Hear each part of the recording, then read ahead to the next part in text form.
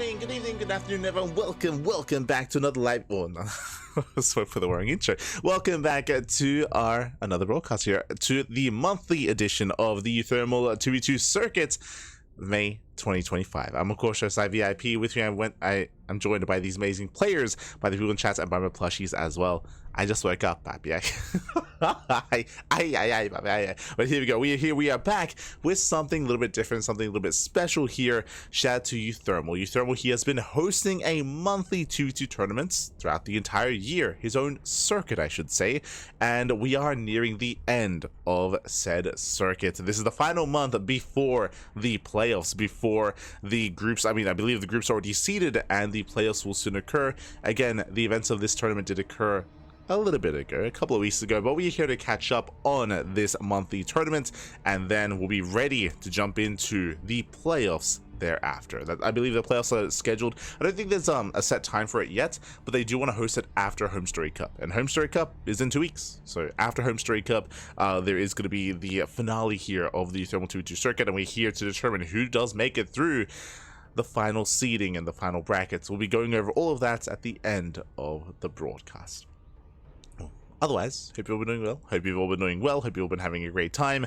Again, it's still, at least we do have kind of like a week of downtime here, catching up on all these events before the EWC Global Qualifiers. That's going to be next weekend. We have RSL coming around the corner as well. There's a lot to get into. For now though, we have our initial series. We have a 2v2 matchup here between MilkiCow and Wayne and Lambo and Kelazhur.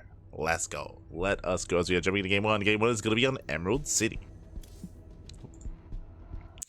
When it comes to our pairings, when it comes to our teammates here, MilkiCow and Wayne, they've been competing together quite a lot in the StarCraft 2 circuit, or in the, 2v2 circuit. They've been competing quite a lot together. Meanwhile, Lambo and Kelazhur are a new pairing. We'll get into it.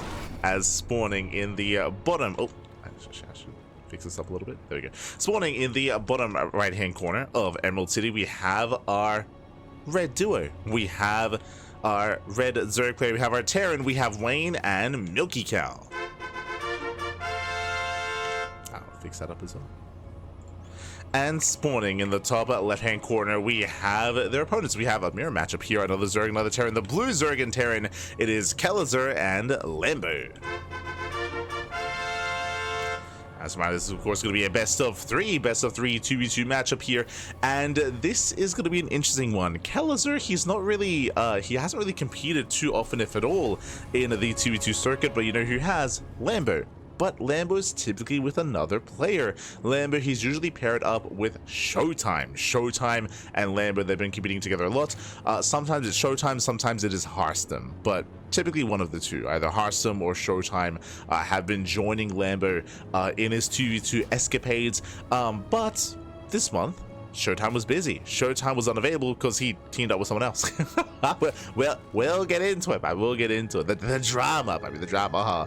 But Lambo, Showtime did abandon him, did leave him at the altar, and Lambo, as he did step aside, as he did step away, his good dear friend, who was always by his side, was there for him. Diego. Diego, let's go. So Kelazhur did step up, and Kelazhur did end up taking Showtime's place. Did join Lambo in this 2v2. Let's go, or in the tournament, and we'll see how they do compare. Again, Kelazhur, he hasn't really competed too often in these 2v2 tournaments, so I'm not too familiar with his style, with how well he will perform. Oh, as we are going to be cheesing it up here, we do have a 2-rack opener out of MilkiCow. 2-rack opener, likewise, late expansion, early gas, so gas pool into a hatchery here out of Wayne. Wayne is going for an early Ling Flood. Likewise, we do see 2-rack Reaper out of MilkiCow, so hyper aggression out of our Zerg and Terran duo. Meanwhile, back at home, standard openers out of both Kelazhur and Lambo. They're unaware until now. I say that the first Reaper has been seen, SCV gets spotted. This isn't too much of a tell here yet. Again, we have yet to see additional Reapers or additional Zerglings. Again, there has been limited scouting here from the blue team. Has been limited scouting. I do see Kelazhur diving in towards that. Oh, actually, returning back home. Does return back home to help defend. Here we go, our Zerg team, they're still building up. You can see here, they're just banking up their Zerglings. They are still yet to pull the trigger. They're waiting for Ling speed. And so far, unscattered. Likewise, we did reveal additional Reapers. The extra Reapers have been revealed. Heading in towards the natural, getting top of the SCV. Not bad. They delay the CC. Oh! They will delay. Likewise, they threaten the main, and here we go. Wayne, he does pull the trigger. Link speed is done. Link speed is complete. He's diving across the map. Is rushing.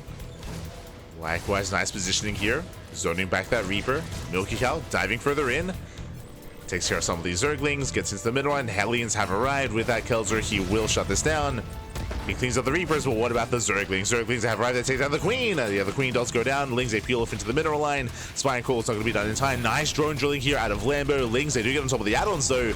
Ooh, they take down the reactor. Oh, no, it's around! The Hellions, they cannot afford to get surrounded. Not like this, and they will barely sip away the Hellions to get behind the mineral line. Nice positioning. One Hellion does go down. There's one Hellion left. Another two do barely pop out, but one gets surrounded. Yeah, brutal surround on that first Hellion. Now we're down to two. Two Hellions left. Boys are being pulled to repair.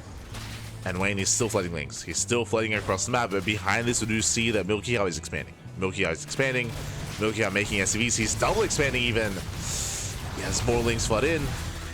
Gets us around on the Queen. Lambo, he will lose the Queen. And last, losing more workers as well. Yeah, more drones going to be falling. Now we'll have a look at the Unisol tab after this. And so far the Hellions, they pull back. The Hellions will defend. Whew. And Team Blue, Lambo and Kelazhur, they hold. They do hold on behind this. Lambo, he did lose 6 drones. 6 workers went down, 24 Zerglings, 2 Queens. But as the dust does settle, I believe the worker count is actually pretty neck and neck. Yeah, we have a relatively even worker count between the 2 Zerg players. Likewise, and even an SCV count between the Terrans as well. It comes down to the army that we're working with, and we do have one on the way. Bio. Okay, so it's going to be Bio here at faster TC out of our red Terran at a MilkiCow. Meanwhile, we can see a massive counterattack. Kelazhur going into Mecha, going into Blue Flame Hellions. Yeah, going mass Hellion Ling. After the defense, Kelazhur and Lambo, they're moving out for their counterattack. It was neither third. Third base is going to go down. It's going to be a cancel. MilkiCow and Wayne, they're on the high ground, but again, they are down when it comes to the army supply. Bearing in mind that, again, MilkiCow, he went into a fast TC. He delayed his production in favor of the third base, so he's down in army. It's down an army. The Hellies are flooding in. Ooh, MilkiCow gets surrounded. Yeah, brutal surround. MilkiCow, he will lose everything. Likewise, Lings get roasted, and GG gets called. There's nothing left. There's nothing here, and Lambo and Kelazhur will take game number 1. Whew. GG. A very intense game, very aggressive. Again, initially, MilkiCow and Wayne went for an all-in. They went for hyper aggression, but they weren't able to do critical damage. As we mentioned, as we were pointing out, after the aggression subsided, the worker counts were pretty even. I think Wayne was up 2 drones. Wayne, he was up 2 workers compared to Lambo. Lambo did a great job drone drilling, may have lost a bunch of Queens, but did survive. And more importantly, Kelazhur, he was able to build up his Hellion counts and then get into mech, right? Get into mass Hellion, counterattack from there. Unfortunately, when it comes to the aftermath, MilkiCow was just being really greedy. He was being really greedy. Remember, he got a 3rd CC, so because of that, he had less of an army to defend. There was no bunker. They were not ready or expecting a counterattack, and with that, they were overwhelmed. They were overwhelmed. GG, well played. Oh. Un momento. As I'm trying to fix up some of the colors here.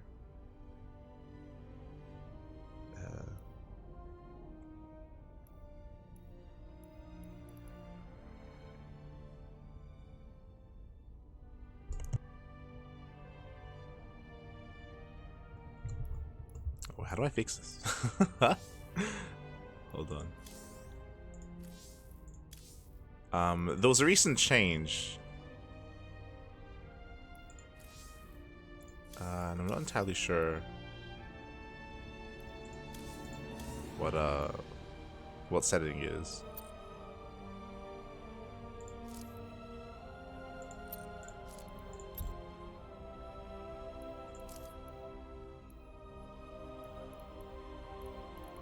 Okay, whatever. We'll continue. Basically, what I'm referring to, in the past, the players used to be their own unique colors, but now it's not the case. Like, it's showing all, like, red and blue instead. And I'm not entirely certain what setting that is, but regardless, we're getting into game 2. We'll get into game number 2, and we'll see if Lambo and Kelazhur can take a lead and extend their lead. We'll see if we get a more standard back and forth mid-game. I will say that if you're unfamiliar with 2v2s and with our tournaments here, all-in's very rare. All-in's are very, very rare, except for Wayne and MilkiCow. Like, they're a lot more willing to commit and to go for these all-ins and to just double down. And here we go, spawning in the bottom right-hand corner of Rascallion, we have our red team. We have our red team. We have both Wayne and MilkiCow. And spawning in the top left-hand corner, we have their opponents. We have their blue team opponents. We do have Lambo alongside Kelazhur. So learn to Rascallion. Rascallion being one of the older maps. The map pool's been around for a very, very long time. Rascallion does have shared mains, does have a shared main base, does have a shared natural as well. There is a very wide entrance to the natural, which can be taken advantage of. We have seen some aggression be somewhat successful here. What I will say is that there is a player that's more exposed. Here on the right-hand side, Kelazhur alongside MilkiCow are the more exposed players. Their main base is exposed towards the rest of the map. Same with their natural as well. It is very common for this player to be abused as a result, which is why I find this interesting. We saw this last game as well, where even though our players spawn in certain locations, Lambo does take the opposite natural, and we see Kelazhur taking the more safe natural base instead. I actually really like this. I just mentioned that, you know, because these bases here on the right hand side are exposed, typically one player gets abused quite heavily as a result, whether it's their main base being taken advantage of or their natural being taken advantage of, or both at the same time. But here it's only going to be one, as in they're kind of like sharing the burden here, where Kelazhur's main is exposed, meanwhile Lambo's natural is exposed. So I do like this. I do like this quite a bit. It's a nice way to again kind of like share that damage, or yeah, share the burden. Is nice. Also, hello Shaf in the chat. Hello. ¿Qué tal? ¿Cómo estás? See Solens in the chat. I see Baby Links as well. Good to see you. Werehogs. Ay. Always good to see you all. So we are settling in. So far, this time we do have standard openers. This time we're not rushing into anything crazy. We're not rushing into early gases or early link speed. This time we do have our red team calming down. They do calm down.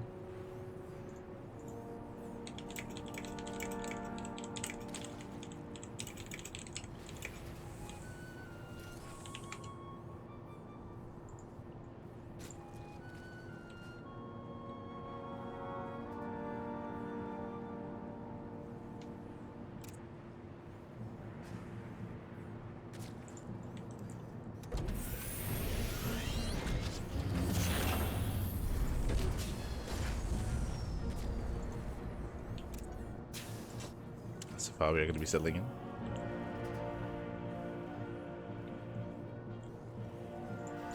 Apparently, there's a hotkey in game to actually change this. I might have to mess around after the game, or like after the cast. I'll mess around with it.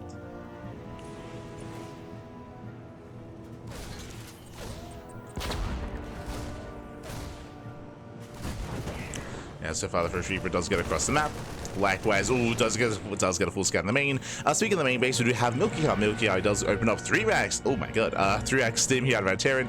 We spoke earlier how all-ins are not really common in the current meta of 2v2. Despite that, we are going for another 3 racks. I mean, if you recall, I did mention that MilkiCow and Wayne are typically the exception to the rule. And they are going to be doubling down here, going to Mass Marine into an early stim timing. Meanwhile, we do have Wayne going into a very early lair. Very early layer here. 2-base Muta from the side of our Zerg player. Interesting. So 2-base Muta out of Wayne. Meanwhile, early sim timing out of MilkiCow. On the flip side of things, we do have this time no mech out of Kelazhur. Kelazhur going to his own 3-1-1 setup, going into bio. Is going to be bracing his bio. Likewise, we have Lambo opening up more standard and going into his own roach play. For the time being, the players are in the dark. Lambo and Kelazhur have yet to really confirm how greedy Wayne is being, and once they do, they can try to punish, but that's only if they can scout.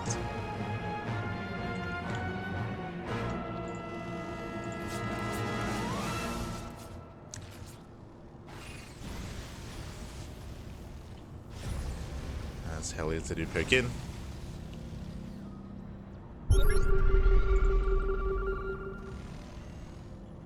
So far, still no dive into the natural or into the main. Spire's about to finish, and Wayne is getting away with it. He's getting away with his mutas. So mutas are going to be on the horizon here, and again, so far unscouted. There's no anti-air here for Lambo outside of Queens, of course. Likewise, Kelazhur, he does at least have a bio army that he's building up. True. Does have that he's working on.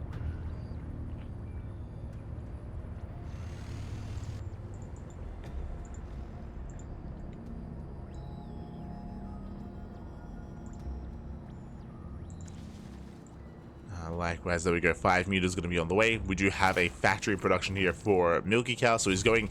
Wait, okay. So in my mind, yeah, I saw a 5-minute factory. I'm like, oh, are we going to mech? No, that's the first factory. Okay, I mean that's just how heavily biofocus he has been. And there we go. Mutas are revealed. Oh, they reveal themselves to their Hellions. This will give time to their opponents to make turrets, to make spores, to get the defenses up and running. Spores are now done. Queen's in position. And so for the mutas, they haven't really got much damage. Not yet. Mutas, they pull away. Pull away, they pull back. Likewise, still just rallying everything across the map. MilkiCow is pushing, but there is a roach army on the ground. Like Lambo, he's somewhat ready for this.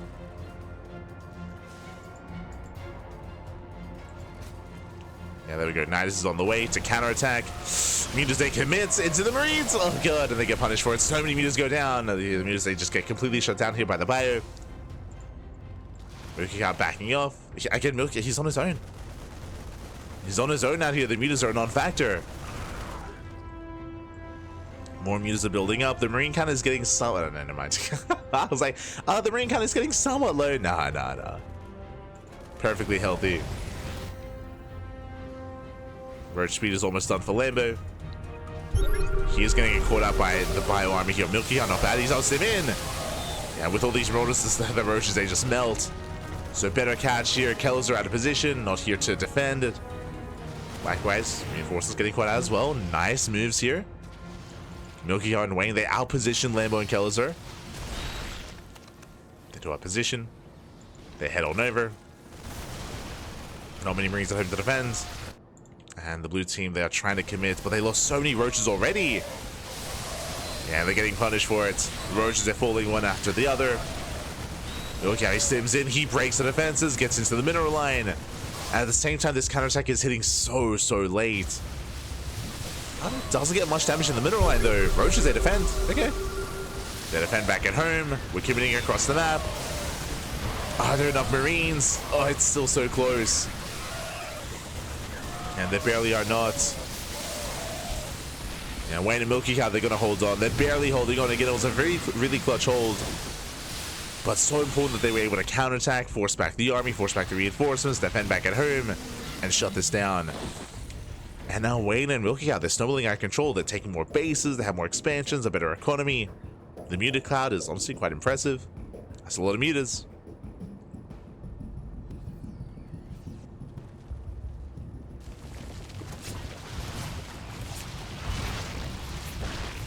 Now he busts in, taking down the Spore. Spore goes down, Marines are after. Liberation has arrived, Jesus. Diving on the Spore once again. And throughout all of this, we do see MilkiCow getting deflected. Lambo, he has a standing roach army. Catching reinforcements. But what about the mutas? Like, they're the real problem here. Like, Wayne, he's gotten out of hand. He's gotten out of control. Just came with the production, bullying Lambo's natural, at the same time drop into the main. And Kelazhur unable to keep up, and Lambo just commits to the all-in. He's just going for the counterattack. It's all or nothing for Lambo. He commits. Does have a decent roach army, but nothing shoots up. Yeah, the mutas, they don't care. Mutas, they will clean up all these roaches. We have more roaches filing in, but they do nothing. They do nothing here to the mutas. GG gets called, and Wayne and MilkiCow, they will tie the series up. We're going to the ace match. Whew. GG. We are going to the ace match here again. A very cheeky style here from both Wayne and MilkiCow. Initially, it wasn't working. I'm referring to the Russian to mutas. Initially, it was not working, but they were able to kind of, I don't even want to say bait out, but Lambo and Kelazhur, they felt pressured to push. I'm sure they wanted to punish the Zerg player for going into mutas, so they moved out across the map. Alas, both Wayne and MilkiCow, they were able to bypass the main army, catch reinforcements, and counterattack instead, just crippling not just reinforcements, but even some of the economy, and slowing down the push. By the time the army moved out across the map, there barely was anything to work with, and yeah, just really impressive. Wayne and MilkiCow, they got away with it, and they snowballed out of control. GG. GG, well played. With that, we have a tied up series, and we're going to game number 3. We'll see how this series does conclude, as game 3 is going to be on Yellow Jacket. Oh.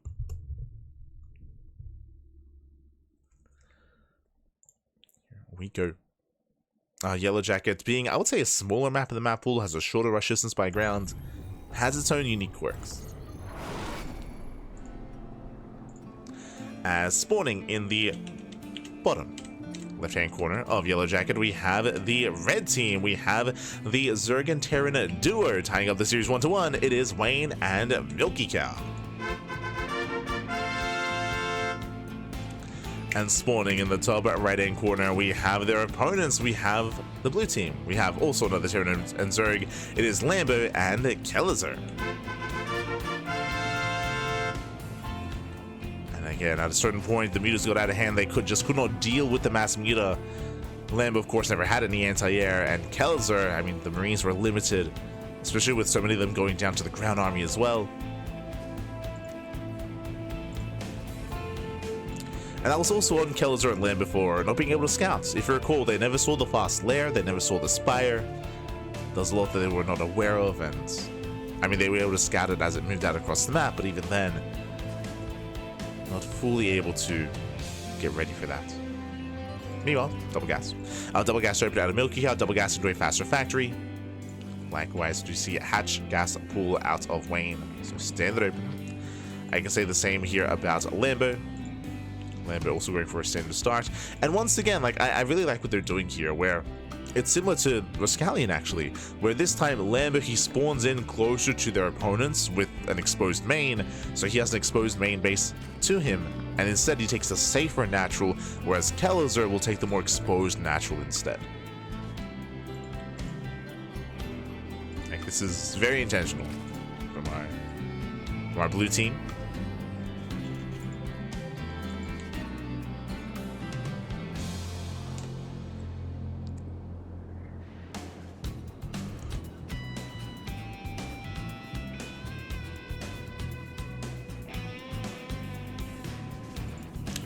Back here across the map, we do have that earlier factory, of course. Marine into early tech lab. Oh, this is fancy. Okay, so really fast tech lab here out of MilkiCow, going for the atom assault. With this, we can go for early cyclones or early tank production. I'm imagining early cyclones to be more aggressive on the map, but we'll keep an eye on our Terran. We do have Wayne double expanding, getting his natural, getting his third. Reaper does arrive. Be turned away.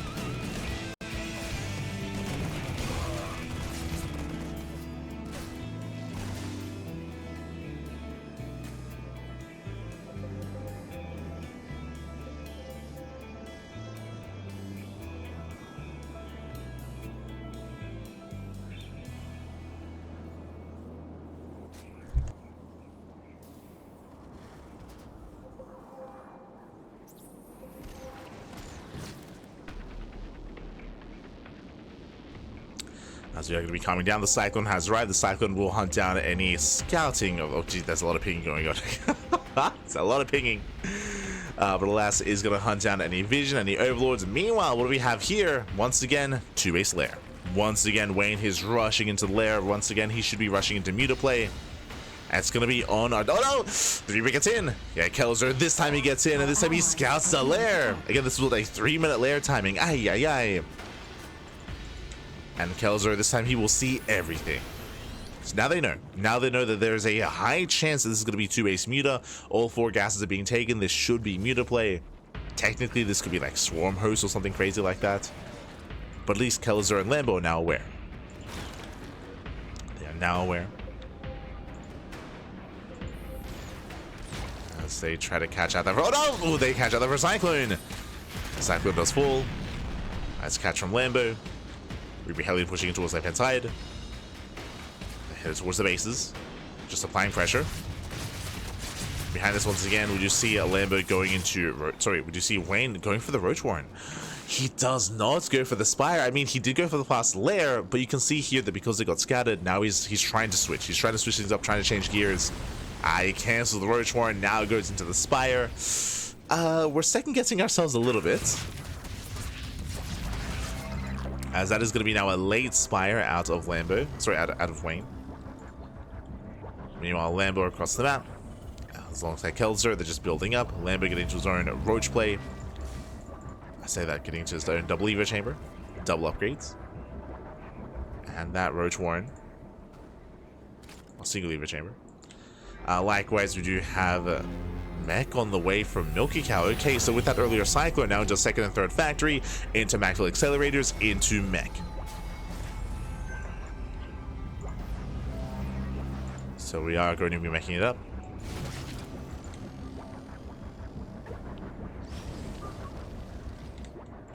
Meanwhile, Kelazhur being active with his double drop. He's moving out.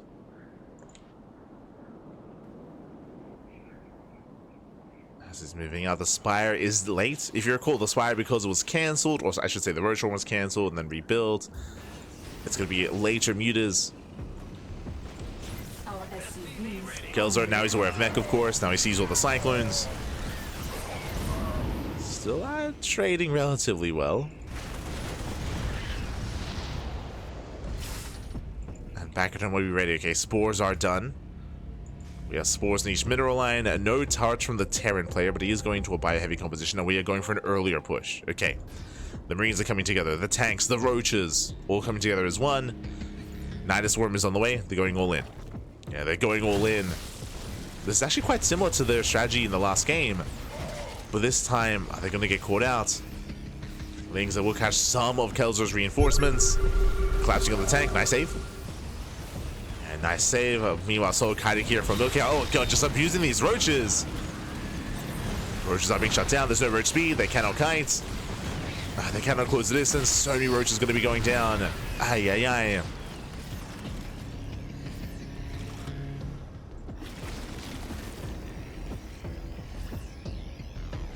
Like this. And more lock-ons on the Roaches.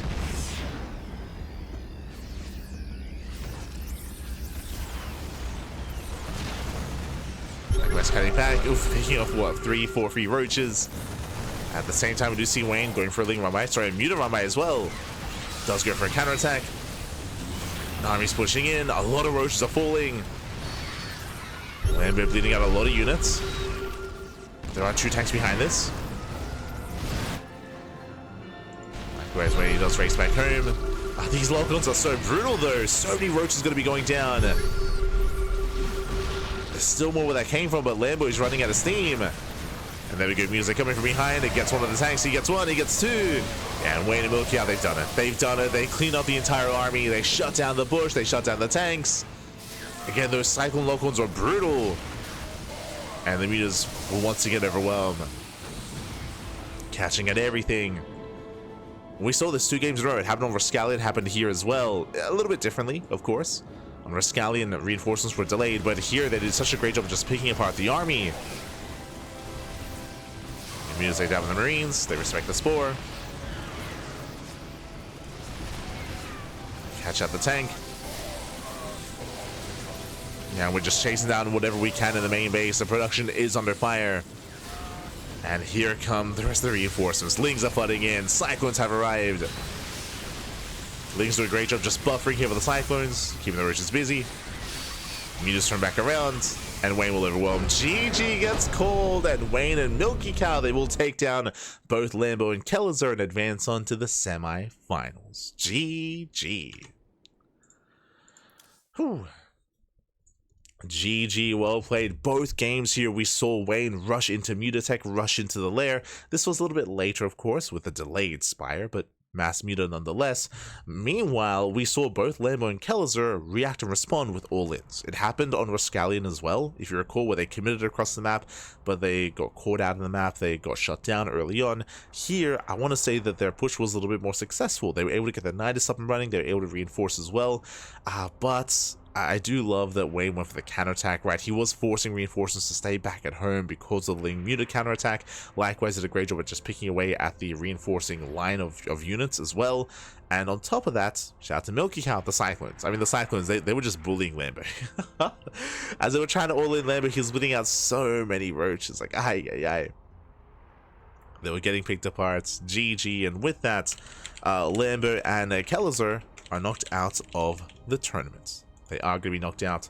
And again, it was a really fun pairing. Like, as I mentioned before, Lambo, he's usually joined by Protoss. He's usually joined by Hearthstone or by Showtime. This time by Kelazhur instead. This time by Diego. And, well, I say they had a little bit less success here. Also, I would imagine they have a little bit less experience playing 2v2s together as well. And, interesting. We did have a different pairing. Okay. So, up next, what's been happening here? Up next, we have our next best of 3.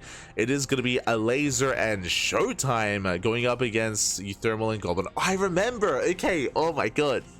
I remember. Okay. So, story time. Couple of things. For those that do recall, Showtime, he was actually in the month of April, in the 2v2 circuit of April, Showtime actually replaced MaxPax. Spirit and MaxPax, they are the best 2v2 players in the world. 100%. Like, Spirit and MaxPax, you don't get better than them.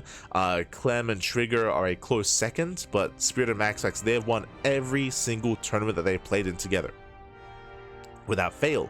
And last month, Spirit, he also won, but not with MaxPax. The reason for this is in the month of April, MaxPax, he was competing in a Wardy tournament. It was like a Wardy TV, maybe it was like the April tournament or another like online big event was happening. And both Clem and MaxPax were playing in that tournament. They made it to the top 3. I think MaxPax got 3rd place and Clem won the event. But they both made it far in the tournament. And that was clashing with this 2v2 circuit. So they couldn't play in both. So they, of course, picked the 1v1 tournament instead. Because of that, Spirit had no partner. And the replacement for MaxPax was Showtime. Showtime, he was the replacement man. And he stepped in. And he was partners with Spirit, and they won. They won the entire tournament. They were looking really good together. Meanwhile, this month, something similar happened. A Laser is usually playing with who? With Skillous. Nikita and a Laser, they form Team Liquid. Like, they're the Team Liquid duo. And they play every month together. A Laser and Skillous. But this time, it's our fault. If you remember, this time the uThermal 2v2 circuit was clashing with our tournament. We were hosting the Sparkling Tuna Cup, and Skillous was in the finals. He was in the finals. I think he was in the finals against Björn. And that was as this event was happening as well. So, and they went all the way to the ace match. Like, it was an intense finals. Like, Skillous and Björn, it was crazy. It was very hype, very solid, very good.